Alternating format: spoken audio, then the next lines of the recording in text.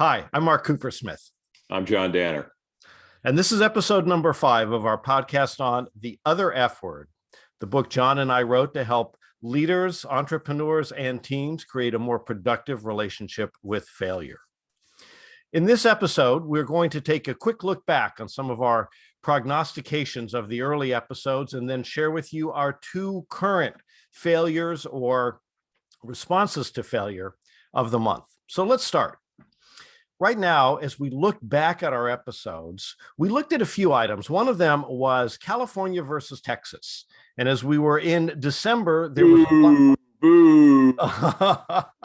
Exactly. California versus Texas. There was a lot being written about people leaving California for Austin, for Dallas, for Houston. Well, since then, it turns out that there really hasn't been that much of an out-migration. And the statistics are it's people moving within California. But even more, Texas has had its own set of crises with weather, Really? with the electrical grid going down, all of those. Absolutely. Plus, of course, they have Ted Cruz. There is that. There is that. Number 2, we talked about in January how COVID, the response to COVID needed to really incorporate a lot of the same ways that we combat the flu, using all of the drugstores and pharmacies and other distribution methods that we use every year for the flu. Well, since then, we've seen an expanded use of the Walgreens and CVS's and Rite Aids of the world, and those have made a huge difference in helping dramatically accelerate vaccinations within the US. I'm glad we're finally hearing from the other F word, Dr. Fauci. Exactly. The F doc. Exactly. And then the other thing that we mentioned in our last episode was all of the problems that Boeing has been having. Well, congratulations to Boeing. They finally had a successful firing of their space rocket engines. And we're hopeful that this helps get Boeing back on the right space track, as it were. Now, let's talk about our 2 key failures or failures and responses for this episode. John? So we talk in our book about something we've nicknamed the failure value cycle, and it lays out 7 stages that we recommend that individuals, teams, and organizations might use to develop, as Mark said, a more savvy relationship with this one resource that we are all expert at creating, namely failure. And one of the key stages is obviously the stage of react once failure has happened, and reflect after it's happened, what really did go wrong? Why did it happen?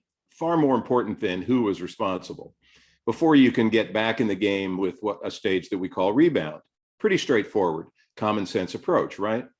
Well, I had a personal experience with what I consider to be one of the better examples of how a company apologized to its customers for a self-inflicted mistake of pretty significant impact. Now, So, put John, yourself in this. yeah, and John, we talk about the power of apology as well.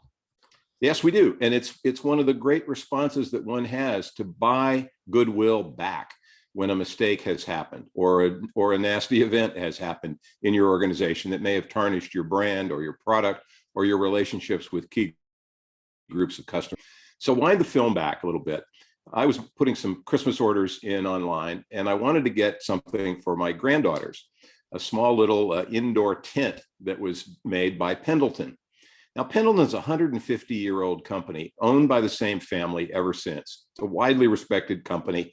It makes those kind of nice outdoor not quilts, but big thick blankets and that kind of thing, and clothing as well. Yeah, that's what you think of when you think of Pendleton. Yeah, so I placed my order and assumed everything was going to be fine. And a few weeks went by and I didn't hear anything. A few more weeks went by. I didn't hear anything. I called.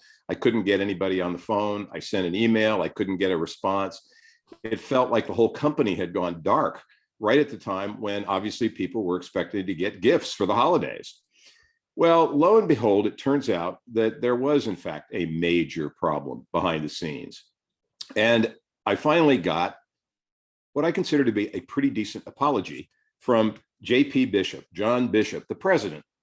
And in the mail came this card, on the back of which is a 40% off coupon for any item in the Pendleton catalog. But I wanted to read you one of the key phrases here. Please excuse our poor service this past season. A decision on my part to install new order processing software relied on overly optimistic assumptions. Software bugs caused terrible problems for many customers who placed orders. Our customer service team then became so flooded with calls and emails, we simply couldn't keep up. And it goes on from there, but you get an idea of the tone.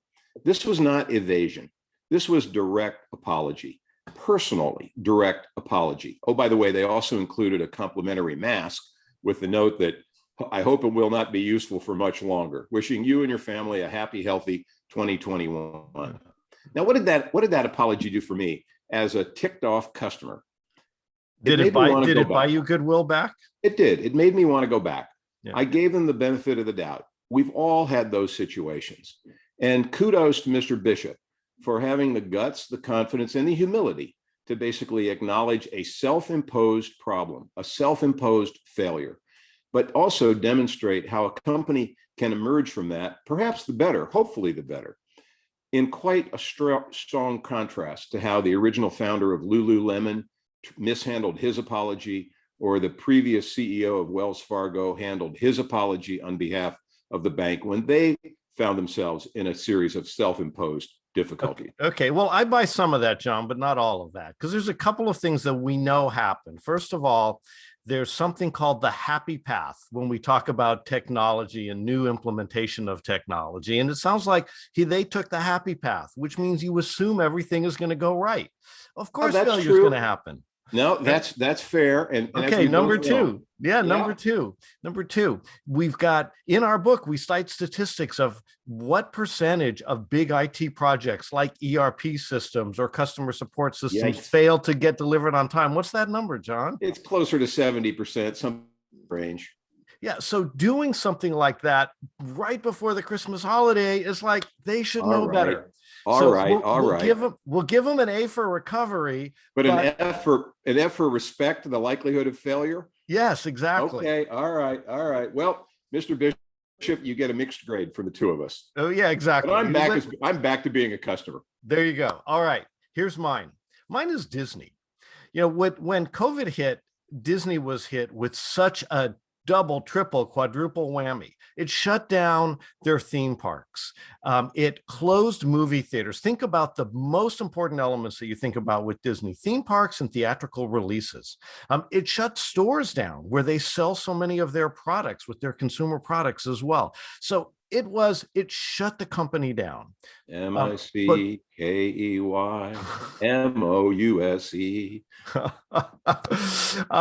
And Mickey was sad, because Mickey couldn't welcome people to the Magic Kingdom.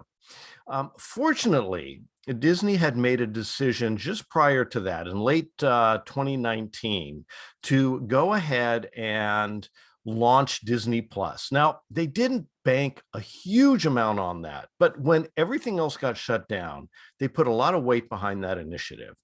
And look what happened. Just last week, the CEO of Disney announced that Disney Plus now has 100 million subscribers in their first 16 months. It took Netflix, now different time, but it took Netflix 10 years to get to 100 million subscribers. Disney's stock trading at all-time highs now, even though its theme parks have been largely closed or operating at 10-20% of capacity. At this point, with theme parks opening up at the end of April in California and more capacity in their other theme parks worldwide, and Disney Plus, Disney seems to have weathered this pandemic very well through some strategic thinking, a little bit of good luck, a lot of bad luck, and shifting dramatically during this pandemic, but keeping their brand very much alive. So I think Disney has really weathered this incredibly well, and their prospects, as their stock price shows, doing also quite well. So is that a self-imposed rescue on Disney's part? I think so. I think that they fortunately had these elements in motion, but they moved quickly to shut things down. As we talk about, you have to move quickly. They really had no choice anyway, but they redeployed assets to ensure that their brand, their properties, their films stayed in front of customers. And they found that there was this incredible pent up demand for that brand, for that content. Gee, it makes you wonder almost if somewhere in the scenario planning department of Disney, there might be a sort of subsection called Tomorrowland. Yeah, maybe there is. John, as we wrap up, final thoughts, and maybe Tomorrowland is the final thought. So thanks for joining us. We'll be back shortly for episode 6. In the meantime, I want you to think about your own organization's relationship to this resource that we call failure.